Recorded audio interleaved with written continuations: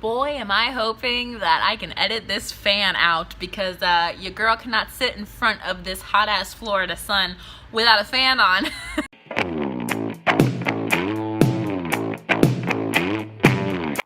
Hi guys, so we're in a completely different space. I've already decorated for Halloween and it's August 20th, and I got a bunch of stuff from Ulta in the mail. I finally used the gift card I got for Christmas last year, and I don't really have any ideas for this week's video. I had an idea and it was much more well suited for a blog, so it's gonna be a blog coming out in a couple weeks, but in the meantime I thought I'd do a get ready with me while I get ready to film other videos slash Q&A slash stream of consciousness. Whatever happens in this video happens in this video, and I will be demoing all the new makeup I just got for the very first time. So if you're not into that, I'm sorry. Maybe I'll answer some questions you've been curious about. So let's jump in. I got some products in this haul that I really don't know how to use. I got a Ulta color correcting palette because if you couldn't tell, I've got some serious under eye circles going on. It's genetic. I don't know why. I have had them my whole life. I sleep a lot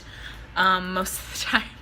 So we're just gonna start using this stuff and I'll answer some of your questions. Let's get those pulled up. Okay, let's try this.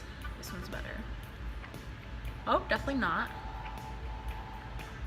The first question I got, I want to say it's from Amara over on Instagram, and it was, how are you feeling now that your book is getting closer to pub? Honestly, everything's not at a standstill right now, and there's just like a lot I can't say because a lot is still like that. This does nothing. Okay, we're gonna have to figure you out. I don't really know how I'm feeling. I'm excited. I mean, obviously I'm excited, but I'm filming this on August 20th. So right now we're at a standstill. My editor hit me up and let me know she's gonna give me like a full report of what's going on. I've got a cover, can't reveal it, don't have a pub date. Let's cover that sucker. I'm excited. I'm really nervous. Like, I'm having like dreams about it. I'm ready. Like, I'm anxious and excited, but I'm anxious about everything, so that's not anything new. Did we wet our beauty blender? No, we didn't. I'm the best beauty guru on the internet. The concealer I just used is not new. This is my go-to e.l.f. concealer highlighter in medium/glow. All the makeup that I use is cruelty-free and drugstore price point because I'm poor and I like animals. So no shade if you use a MAC, but they hate bunnies, so just saying. The next question, I'm sorry I didn't write down who this was from. They said, what, because they're new, they said, what inspired Civil Blood? And that's a great question. If you want to be literal about it, wow, my skin is really dry. Honestly, like back in the day when I first got this idea, Twilight was really what inspired it. That was the first book, YA series that I ever read, and it made me think that I could make a story like that. But Civil Blood in particular is inspired by Romeo and Juliet, specifically West Side Story, Buffy the Vampire Slayer, Clueless, The Children of God cult, and The Exorcist. I've been asked for comps to Civil Blood. Blood and Salt by Kim Liggett, I want to say. Keeper by Kim Chance has been named as a comp. Beautiful Creatures by Cami Garcia and Margaret Stoll. And My Best Friend's Exorcism by, I don't remember who. But those are some comps that I would give if you're wondering what type of book it is. Try old boy again. Get him in here with the beauty blender. Okay, all right, I see you. Someone else asked me what writing podcast I listen to, and that's really interesting. This is just the e.l.f. eyeshadow primer in Pearl. I listen to a lot of podcasts, but I actually don't listen to that many writing podcasts anymore. They are really helpful when I get in like a slump. I think I may have talked about that in my writer blockbuster video. But when I do, I listen to The Worried Writer. That was a recommendation from Leah Yayakumi Writes, and Writing Excuses, which is great. It's got Mary Robinette Kowal, Brandon Sanderson, and all kinds of other huge names. That's how I found out about Charlie Holmberg. Really, really great advice, especially when I was really struggling with like structure. I know you beauty gurus are quaking because who the fuck does their eyebrows like this? Me! Let's do another question. Someone asks, how long did Civil Blood take to write? Well, honestly, I've been working on the idea since I was like 13, but if you want to get like legitimate about it, here's like the real tea on Civil Blood. So in January of 2017, I lost a bunch of my writing. My computer crashed and I hadn't backed up in months, and it freaked me out so bad. I hadn't backed up in months because I hadn't written in months. So it freaked me out so bad that I realized that I had to start taking writing more seriously, and that if it meant that much to me that I would like die if it was gone. This is as good as my brows get usually. If it was gonna freak me out that bad when it was gone, that I needed to treat it with more respect, treat it more like a job, and treat it like it mattered, because it did. So in January of 2017, I started on the very first iteration of what would eventually become Civil Blood now. It had been all different kinds of stories with the same pretty much concepts and ideas. So from January 2017, and then the final edits were done in July of this year. So I finished my last draft in May of 2018, so a year and 4 months, with time off in between, because I'm gonna do a blog on my own self-editing process. And I like to give myself 4 to 6 weeks if possible between drafts, so that I can let the idea marinate, so that I can get some distance from it, so when I come back I'm a little bit more objective than I would be if I was just going into it after a couple days. I'm pretty excited about this next product. This is a ColourPop eyeshadow palette in Double Entendre. You can see that. I am a slut for a warm, smoky eye, okay? And I've been using this Kat Von D Shadow and Light something. I'll try to link it. A friend gave it to me. It's the only eyeshadow palette that I've had that has good pigmentation, but we don't stand a racist who doesn't vaccinate her children, so we don't use that palette anymore. This one's called Send Noodles. So, oh, this primer is not doing you any favors, girl. This primer is expired. Oh wow. Okay. You guys know I'm bad at makeup. No kidding. Girl is pigmented. Someone asked me, a friend actually asked me this, did I get an agent? She said, I heard that you have to have one to have any luck getting published. No, I don't have an agent. If you're an agent, hi. I don't have an agent. It wasn't for lack of trying. I queried to dozens of agents. I also queried to publishing houses that took unagented manuscripts, which are few and far between. It's usually indie presses that will take a manuscript that doesn't have an agent, because most of them don't want to waste their time, which is fair. I don't have an agent. I would like one, because I have other books to write in this series, and you know, depending on how well Civil Blood does, might need to make some negotiations or I sign another contract. Next question I have here is, when are you most productive, day or night? That's a great question. I have a day job, and so for me, in order to go to my day job and be like 86% that's better.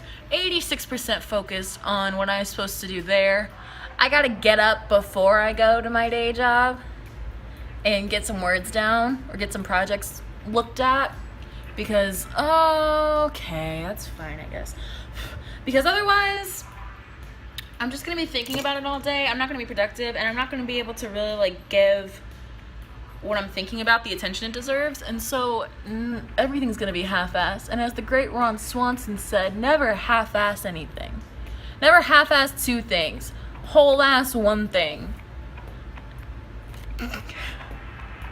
R.I.P. Now we're gonna take this shade called Naked. We're gonna pop that baby on the lid as like a papow. But to finish answering the question, I am more productive in the morning because my anxiety brain is like, it wakes up going, what are we gonna do today? And so I get stuff done. I like nighttime, and I think if I didn't have a day job, I'd be more of a night owl. But I'm a Taurus with a day job, and I like my sleep. So, R.I.P. Why did I go with New Traditions? Great question. First of all, they reached out to me and wanted to work with me. That was cool. I was very flattered by that. It's a very small, responsive, encouraging team there, which I love that. God, if you don't know, this is the most okay.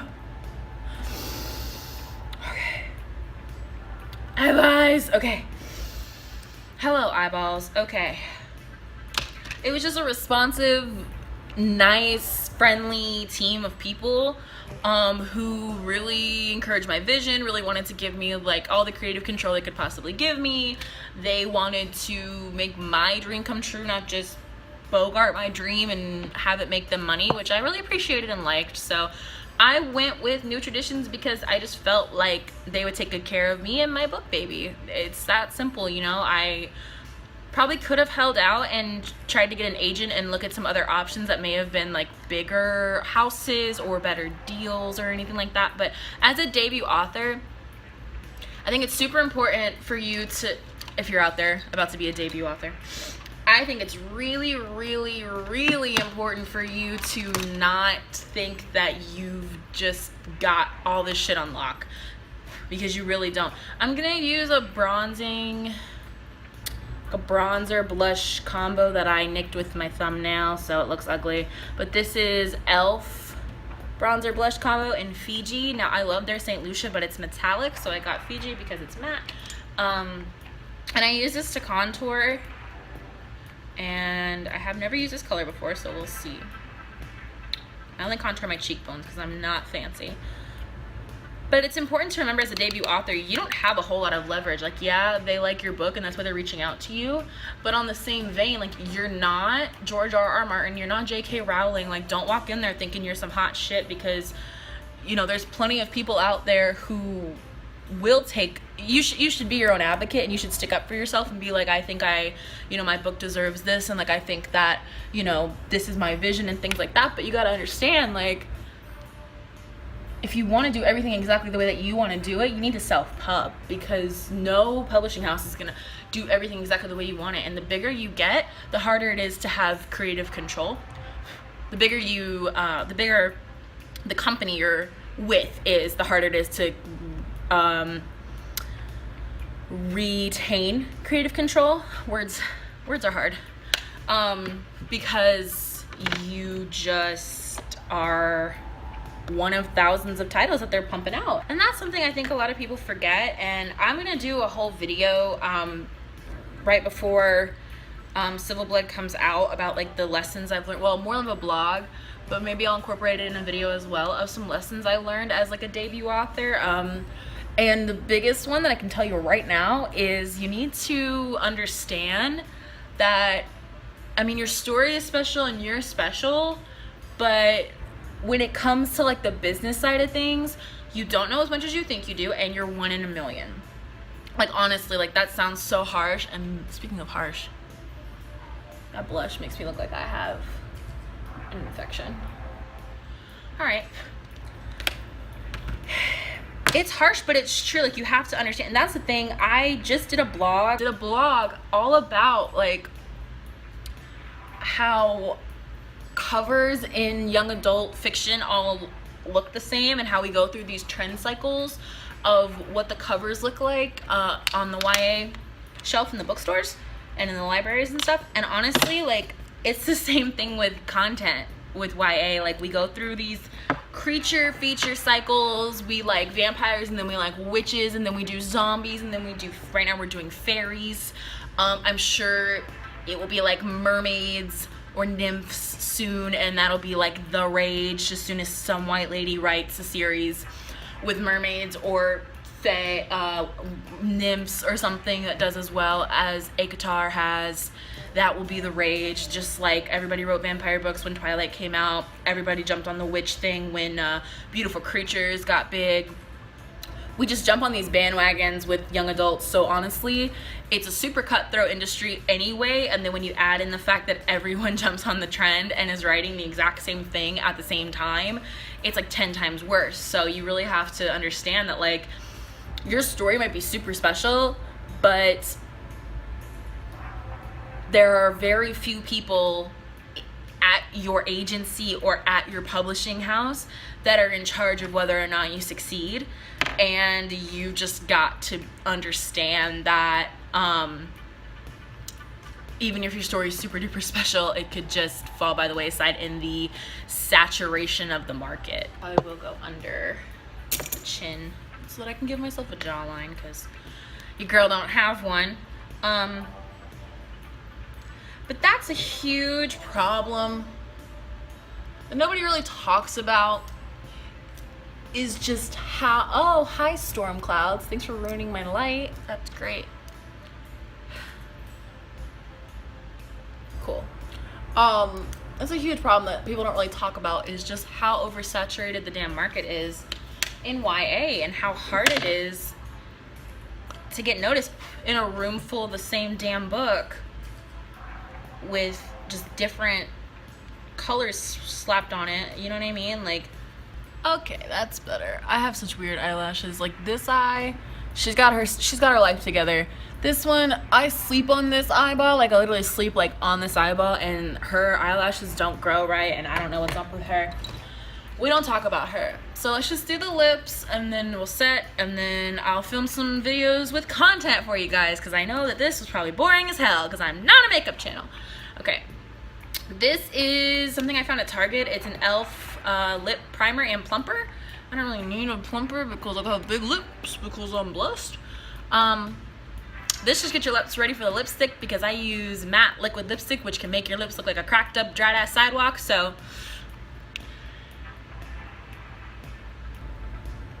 and that's why I'm glad I have like this channel and my blog, because honestly, like, I can't get in, I look insane.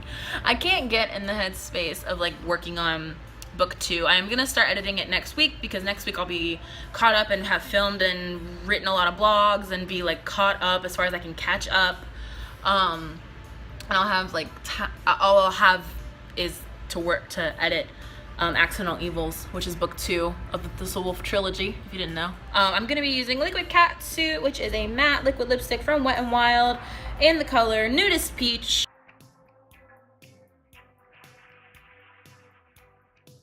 I ran out of storage, which means it's time to end this video, and yes, I changed from that peach lipstick into my red, which is Missy and Fierce. It is the same brand, Wet n Wild Liquid Catsuit, and I used a red Perfect Pout gel lip liner in the color Red the Seam, because I just didn't feel at home in that peach lipstick. I don't even know what I was thinking when I purchased that. Nothing against the lipstick, everything to do with my own insecurities. And I make new videos every Saturday. Make sure you subscribe to my channel. I will see you guys next Saturday, and the next couple videos are gonna look like this because I'm about to film them right now. Bye.